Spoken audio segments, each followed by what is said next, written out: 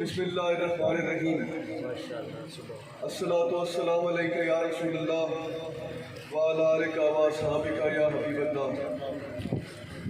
मैं तमाम ज़ायरीन सुल्तान बाहू रहमतुल्लाह अलैह और उशाकान सैयदुश्शुहदा हज़रत इमाम हुसैन अलैहिस्सलाम आप सबको दिल की गहराइयों से अकबा सरकार की धरती पर खुशामदीद कहता हूँ और आप सबको मुबारकबाद पेश करता हूँ कि इन अय्याम आशूर में जब कायनात का ज़र्रा ज़र्रा गमे हुसैन में चूर है और उसी कायनात का ज़र्रा ज़र्रा हुसैन पर फ़ख्र करते हुए हुसैनियत जिंदाबाद का नारा लगा रहा है, उन्हीं दिनों में आप एक हुसैन अलैहिस्सलाम के आशिक और वली अल्लाह हज़रत सुल्तान बाहू के दरबार पर हाजिर हैं। मैं साहबजादा मुश्ताक सुल्तान साहब जो मेरे बड़े भाई हैं, अल्लाह पाक हम दोनों के वालिद मोहतरम हज़रत सुल्तान अल्ताफ़ अली साहब का साया ता देर हम पर सलामत रखे और हम सब भाई इसी तरह हमेशा इन अय्याम में मुरीदीन हक़ बाहू की खिदमत इसी तरह मिलकर करते रहे और हमारी नस्लें, हमारे बच्चे जिनकी गुफ्तगू आज आपने सुनी, अल्लाह पाक हमारी नस्लों में इश्क़ हुसैन, इश्क़ अहले बैत, हुब्बे सहाबा और दीन की शरीयत मोहम्मदिया हमारी नस्लों में, औलादों में कायम रखे। मैं जिस मौके पर मुझे बोलने का मौका मिला, ये मौका गलत है। मेरे बड़े भाई जो मेरे लिए मेरे वालिद का मकाम रखते हैं, वो खिताब कर गए हैं और उन्होंने जितनी खूबसूरत गुफ्तगू फरमाई, मैं खुद बड़ा चौंक गया और हैरान हुआ कि इनको आज के हालात जो हमारे माशरे के चल रहे हैं, इनको कितनी गहराई से उन मामलात का अंदाज़ा है। जो इन्होंने आज गुफ्तगू फरमाई वो खिताब नहीं था, वो एक बहुत बड़ा लेक्चर था, बहुत बड़ी तबलीग थी, बहुत बड़ा दर्स था। आप लोग भी ये खिताबात की दुनिया से निकले और इस तरह के दर्स गौर से सुने। ये एक दर्स था कि इश्क़ अहले बैत और मोहब्बत सहाबा कराम की, यही हमारी मीरास है। जिस तरह हज़रत साहब ने कुछ मिसालें फरमाई, मुझे एक मिसाल रह कर मेरे ज़हन में आई जब ये गुफ्तगू फरमा रहे थे। हज़रत उमर ख़त्ताब रज़ियल्लाहु तआला अन्हु के साहिबजादगान वो इमाम हसन और हुसैन अलैहिस्सलाम के तकरीबन हम उम्र थे। तो एक बार बचपन में ये खेल रहे थे बच्चे, तो इमाम हुसैन अलैहिस्सलाम ने या वल्लाहु आलम इमाम हसन अलैहिस्सलाम ने, इनमें से किसी भाई ने, शहजादों में से किसी ने हज़रत उमर के बेटे को फरमाया बचपन में खेलते हुए कि तुम हमारे साथ क्या बहस करोगे, तुम तो हमारे गुलाम की औलाद हो। और हज़रत उमर के बेटे रूठ गए और दौड़ते हुए अपने वालिद हज़रत उमर ख़त्ताब के पास पेश हुए और अर्ज़ की कि इमाम हसन और हुसैन हमें ये कह रहे हैं कि हम उनके गुलाम की औलाद हैं, तो आप उन्हें समझाएं। तो हज़रत उमर ने फरमाया, क्या वाकई उन्होंने ये कहा है? कहते जी जी बिल्कुल उन्होंने कहा है। तो जाके उनसे लिखवा लो, मुकर न जाए। ये ये और जब लिखवा लो तो मेरी कब्र में वो कागज साथ रखना, ताकि मैं रसूलुल्लाह को कहूँगा आपके नवासों ने मुझे अपना गुलाम कहा। ये थी हजरत उमर खत्ताब की मोहब्बत अहले बैत के साथ। तो जिस तरह सब फरमा रहे थे कि देखें इन गुमराहियों की तरफ ना जाए। अहले बैत अतार और सहाबा कराम एक दूसरे से बेइंतहा मोहब्बत करते थे, अकीदत का रिश्ता था, मोहब्बत का रिश्ता था। हुजूर ने जैसे हजरत सिद्दीक अकबर को हुजूर ने सिद्दीक का खिताब दिया, तो हुजूर तो हमारा ईमान है, वो तो गैब का इल्म भी रखते हैं, वो तो क़यामत तक जो होना था वो देख रहे थे। तो क्या ऐसा मुमकिन है, अपने ईमानों से पूछें, क्या ऐसा मुमकिन है कि हुजूर ने एक वक्त में सोचा कि ये सिद्दीक है और बाद में हुजूर ने सोचा हो कि नहीं ये सिद्दीक नहीं थे? अगर हुजूर ने सिद्दीक कह दिया तो सिद्दीक अकबर ता क़यामत और क़यामत के रोज भी सिद्दीक ही है, क्योंकि हुजूर ने कह दिया। जब हुजूर ने सिद्दीक कह दिया फिर कोई शक की गुंजाइश बचती है। तो इसलिए इन चीज़ों से खुद को हमेशा महफूज रखें।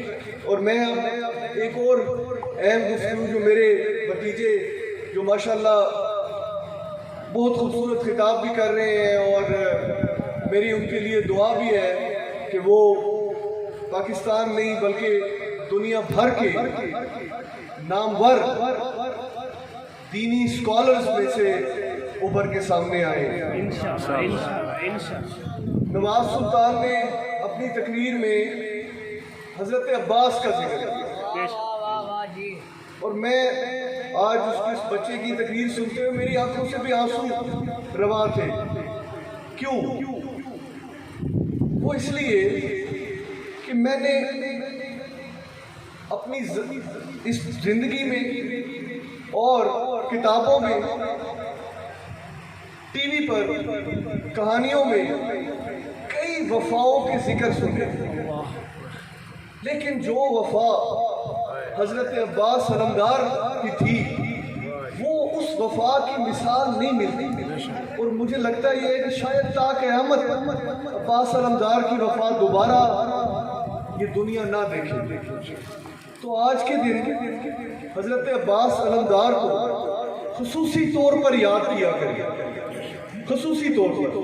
और जो उस बच्चे ने एक वाक़या सुनाया, मैं उस वाक़े को थोड़ा मज़ीद आपको समझा के बताना चाहता हूँ। माशाअल्लाह। इस बच्चे ने कहा कि हज़रत इमाम हुसैन अलैहिस्सलाम ने जब, आप सबको पता है कि जब पता था कि अब ये 72 शहीद होने, सामने हज़ारों का लश्कर, तो इमाम हुसैन अलैहिस्सलाम के दिल में आया कि हो सकता है ये जो अहबाब बैठे हैं इनमें से कई लोग सिर्फ मेरी लाज रखने के लिए बैठे हों और दिल में सोच रहे हो कि बाल बच्चे हैं, घर बार है, अपनी जान क्यों दें।